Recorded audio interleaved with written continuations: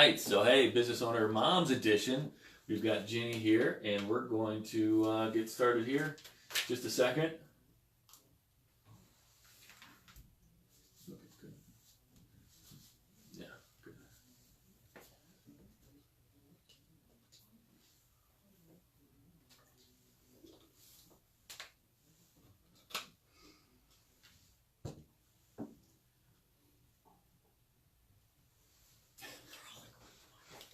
Yeah.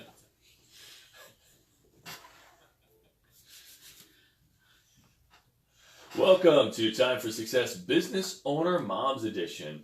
And this is sponsored today by Linda Baker with Damsel in Defense, who provides awesome products for basically anybody, man or female, man or woman, who really want to take control of their safety with different types of products like even mace and that sort of thing, and also does teachings and trainings for that to that end as well. But so thank you, Linda. So for Time for Success, we're here talking about all the different ways that we might define success in our lives and our business, and how we make those things happen. We've got a wonderful guest here today, Jennie Bellinger. And tell me a little bit more about you and your business, Jennie. Well, I, like you, I'm a coach, but I tend to actually work with a slightly different population. Right. I got into direct sales coaching because I myself had a direct sales business for a number of years. I was with a company called Park Lane Jewelry for 7 years and was very successful at it. And in that 7 years, I saw people coming and going and coming and going, and I kept going, I don't understand why they're leaving. This is really easy to me. Everything came really easy to me. Well, it turns out it wasn't that easy. I just had a really great mentor. And I realized not everybody has that leadership. Not everybody has that coach helping them through it. So I started going and looking to see if there were other coaches out there, because I knew my leader was never going to go do that because she loves what she does. She's still with that company. Yeah. And so I was like, okay, so I'm going to go be the Mary Grace for everybody else and just get paid to do it. That's great. That's great. So that's what I do. That is so great because, I like multi-level marketing, network marketing activities because they are accessible for everyday individuals, right? And there's a lower cost or investment of, so they can actually have their own business entity and get started. Yeah. But where a lot of them falter is that lack of leadership or challenge of leadership, and then they get into something they have no idea how to grow it or do anything with it. So exactly. Or they don't treat it like a business. Yeah. They say, oh, this is my hobby. Well, who wants to have a hobbyist as their, let's say, oils person? Nobody wants a hobby. You want the expert. Right. Yeah. So if you don't treat it like a business, guess what's going to happen? Your business is going to fail. Right. It's not going to go anywhere. So the people who, but it is because you're at the mercy of your leadership if you don't go access as many different leaders as possible in order to move forward, learn what you need to know in order to keep your business going. The other thing is just the mindset. They hear their first no or they hear their third no and they're like, I can't do this. Yeah. Right. And it's like, imagine if you were a shoe store and someone walked in and didn't buy shoes. You don't go, the shoe store owner isn't going to go, oh, that's it. They didn't buy anything. Right. I'm done. Close my doors. Like, they don't do that. They go, okay, that's okay. Because you know what? The next person who comes in might buy 10 pair. You don't know. So it's just a mindset issue and also a leadership issue. Right. Well, that the great aspect of the accessibility in terms of the investment or the barrier to entry, if you will, is also kind of the challenge. Yeah. Because when you don't have as much invested as, let's say, a whole inventory of shoes and a place to have them, and you're, you have to make it happen, right? You're kind of all in at that point. And so that kind of all in mentality, how do you get people into that all in mentality? Well, it's all about it, and you probably do this with your clients as well. Yeah. Looking at their goals, like what's your motivator for this? So for some people, the motivator is, look, I want to get my car paid for every single month by this business that I'm doing. And other people say, well, I want this to be my vacation fund. Other people say, I want this to be my replacement for my nursing job. It has me on my feet 12 hours a day, 4 days a week, which is really hard to do. Yeah. You know, so you just got to look at what their goals are and say, okay, what are you willing to do to achieve those? Yeah. What are you willing to, you know, put up with sometimes? Are you willing to get those no's? Are you willing to handle objections? Are you willing to learn an effective sales process? And then are you willing to track your goals and stick with the activity that it's going to take to achieve them? And if they're not willing to take a look at that, then it's not an all-in mindset. Right. They've got to say that, look, this is my opportunity to get out of teaching. Yeah. This is my opportunity to be home with my kids. This is my opportunity. This is my retirement. This is my whatever their fill in the blank is. It's got to be something that's so driving and driven for them that they're going to go all in. Yeah. Without any fear. Well, that's great. You know, and I think that you probably work with a lot of business owner moms and business owner dads who probably relate a lot of their goals and a lot of their success back to something that they can envision for their families, or they want something better for their families. So, well, first of all, before we dive into all that, sure. Can you tell us a little more about your family and how that drives your goals? Yeah, absolutely. So I am an almost divorced mother of two. Okay. So, but we have a very interesting situation because my almost ex-husband and I still get along. We just realized we're just redefining the relationship. Okay. It is what it is. Okay. We realize we're great parents, great friends, but we aren't great married. And so we're going through that fun transition. So I've got my two girls, and for me, is my driving force. It's what can I do? Because everything that I do, I know they're watching me. Right. I mean, just yesterday, my little 6-year-old daughter, because I have two girls, my 6-year-old daughter is really into makeup right now. And so I know you're like, where's this going? But this just goes to prove how much kids watch you, and you don't even know how much they're taking in. Yeah. And so I let her use a little tinted moisturizer, and I tried to give it to her on her fingertips, and she shows me the back of her hand. Because she realized that's where I put my makeup when I put my makeup on. So I put it on the back of my hand as a palette, and I use a brush, and I paint it on, because that's how I was taught to by my Mary Kay lady, right? Right. So she's been watching me do that for her whole life, and I just out of habit, because tinted moisturizer I don't paint on, I wipe on. But she saw color, so she's watching every little thing that I do, down to how I put on my makeup. That's amazing. So if she's watching me that closely on that, what else is she watching me do?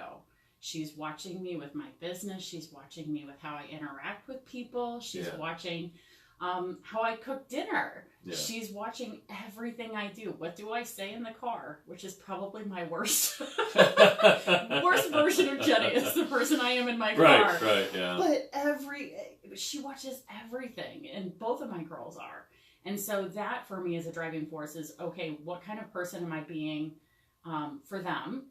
And then also, what kind of coach am I being for my clients? Yeah. Those are my two driving forces for me. Yeah, that's interesting because if you're looking at how much your kids watch you as an example, you know, we've talked about, somebody actually brought that idea up of, you know, you have to show people, you know, the values. You have to show people, you know, in your organization. Yeah. So I guess kind of to your point, is that pretty critical for you then? You kind of take that mindset for the kids, but it's still critical with people in general. Yeah, absolutely. So, your action speaks so loud, I cannot hear what you say. Right. That's one of my favorite quotes. That's because good. that was looking back, the motto of my year for 2017, and I actually wrote a blog post about it on my website last year. Yeah. Because you know what people say, talk takes no effort. Yeah. Doing takes effort. So what people do is who they are. What people say is rarely who they are. So for me, I've learned, you know, if I want to if I've got these girls watching me, if I've got my clients watching me, then I've got to be doing what I say I'm going to do, because otherwise I'm no better than somebody else who isn't living in integrity. And I think that's really important. Yeah. Well, that is key. That is key.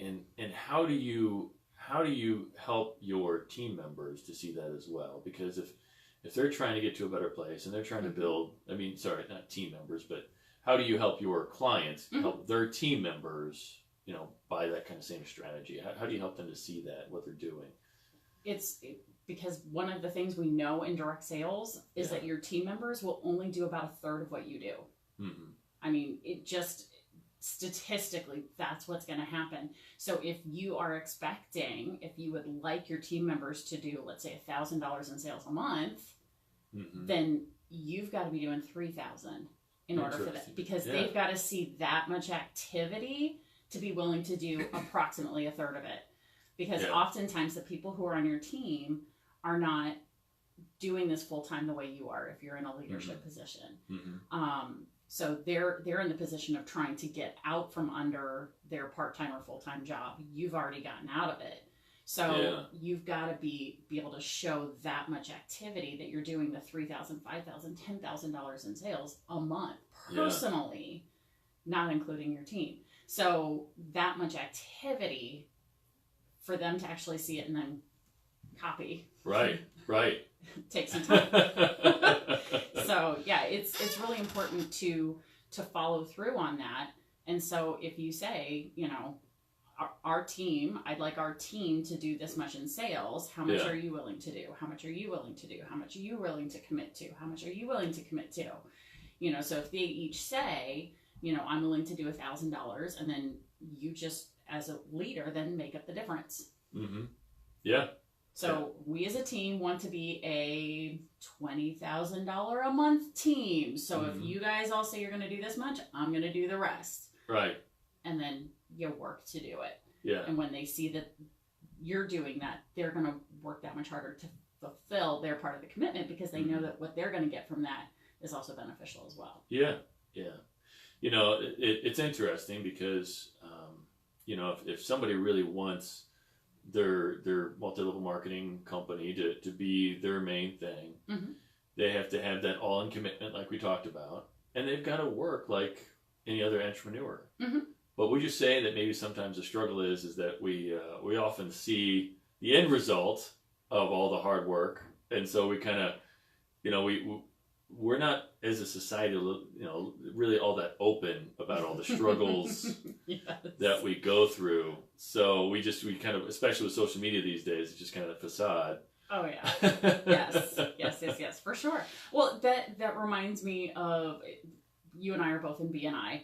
And so Dr. Meisner actually posted something on Facebook the other day that said, I'm a 20-year overnight success. Right? Like, if you look at what his business, which is BNI, has done in the 34 years they've been around. When he got started, it was 5 people sitting around a table. That's how BNI started. And the same thing is true for direct sales businesses, because it's the same thing. It's you starting around your table with your friends and family, and then working your way outside of that circle as quickly as possible. But then what people saw with me was, oh my gosh, she's earning all these promotions, all these car bonuses, international recognition at her company for leadership and sales. She's earning these wonderful paychecks and trips and blah, blah, blah. But what they didn't see was all the time I spent communicating with hostesses between my Facebook posts. What they didn't see were the emails that went out, the effort that went into training my team, all that back end, So it's definitely, people don't see all the work that goes into a business. And so they assume, oh, well, look at, she's doing it, so it must be easy. It's like, all the things that you do in network marketing, just like all the things you do in business, are easy, but compiled up together, it becomes much harder and more complex to track and do it all effectively. So it really, there are no overnight successes, although it seems like sometimes there may be. Because you just don't see the back end work. So you said something interesting about like tracking all that stuff as well. Mm-hmm. So I probably for a lot of people too, they get into business and it's like, all right, this is already hard enough, and now I got to try to track all these numbers and track what I'm doing. Mm-hmm. So how do you get people to get into that? How do you kind of break that down for them? What do they need to be tracking? Well, it just depends on what their goals are. So I guess probably the best example I can give is my clients who are really interested in having their business Mm-hmm. pay for their vacation, or be like, you know what, my business is going to help pay the bills, but then through paying the bills, I'm also going to earn these vacations from the company, right? Yeah. So what they'll do is, especially if they're a more visual learner, a more visual person, we'll work together to create a visual tracker that they and their kids can color in.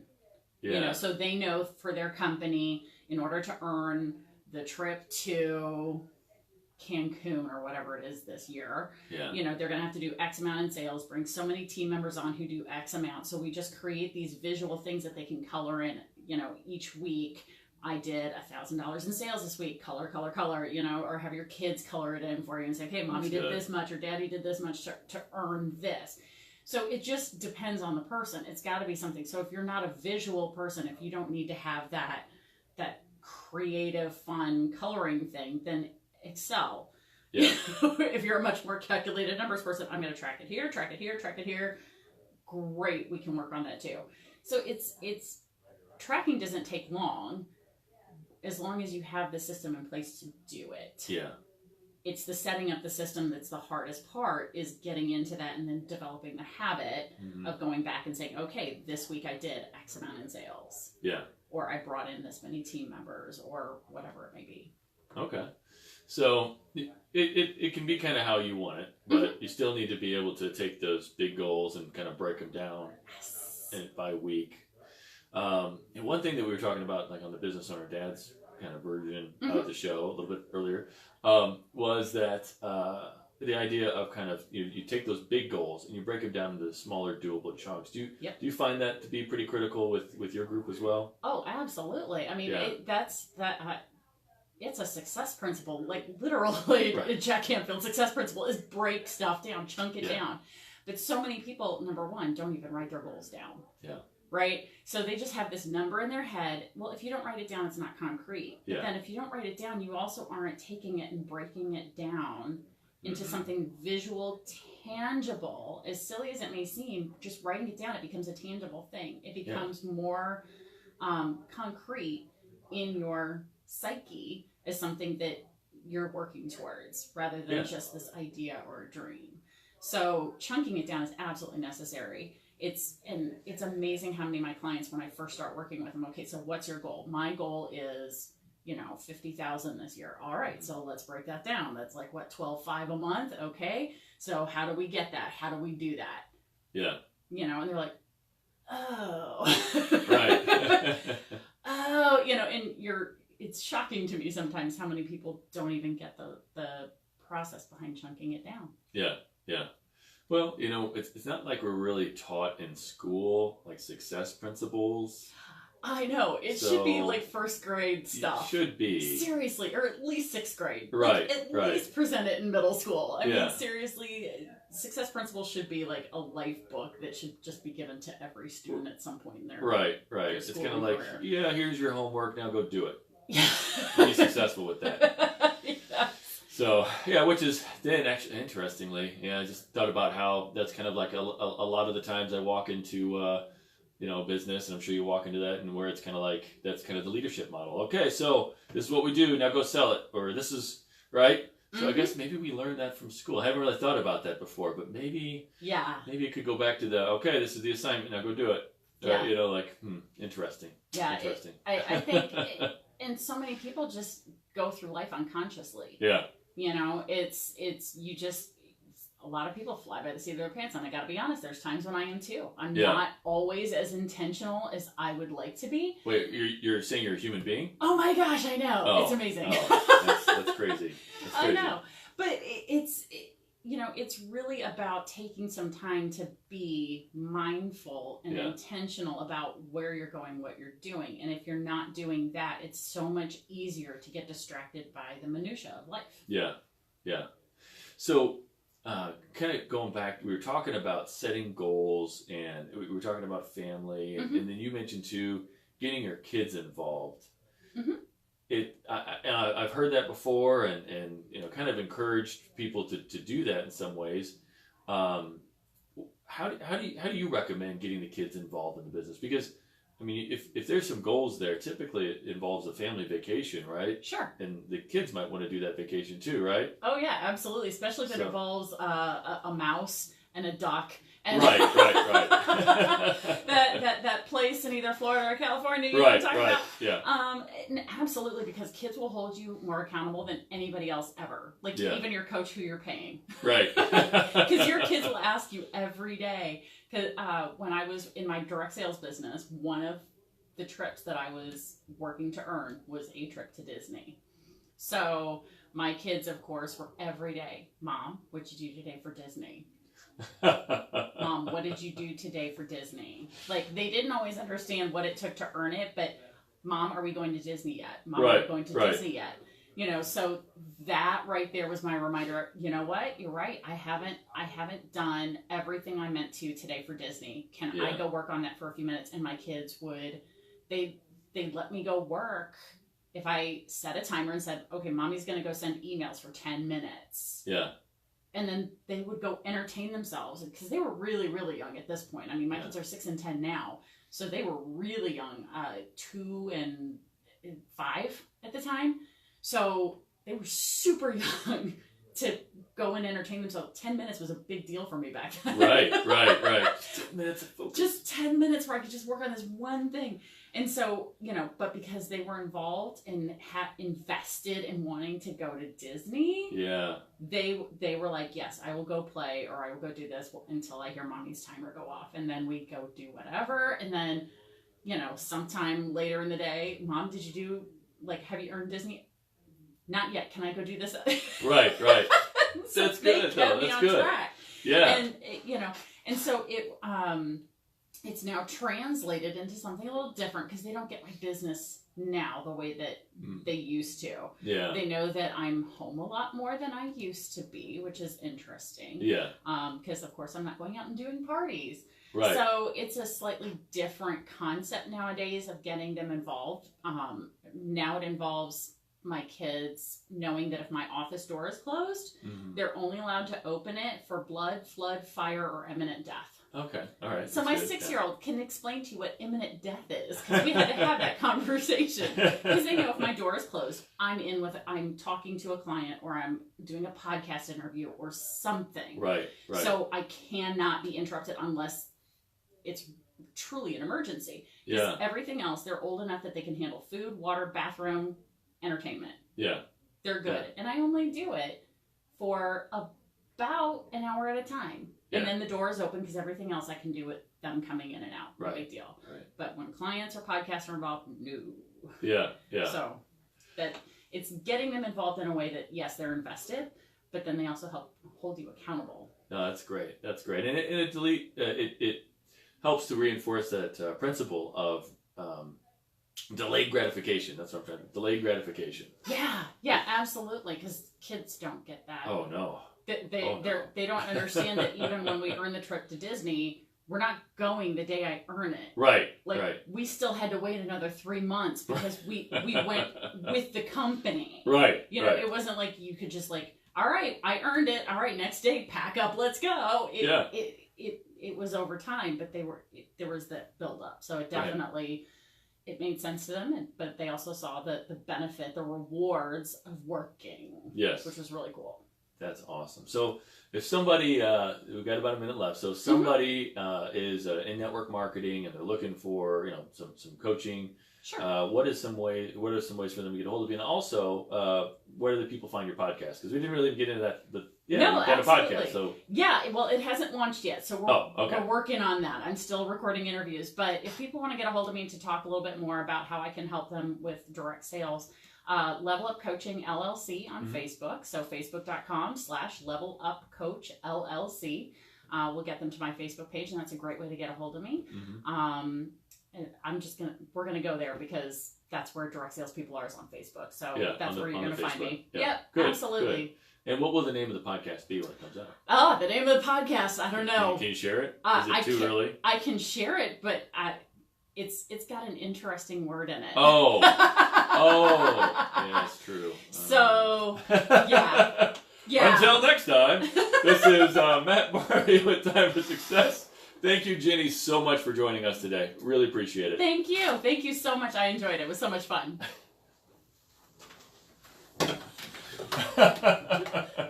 All right, bye, everyone. Bye, everybody.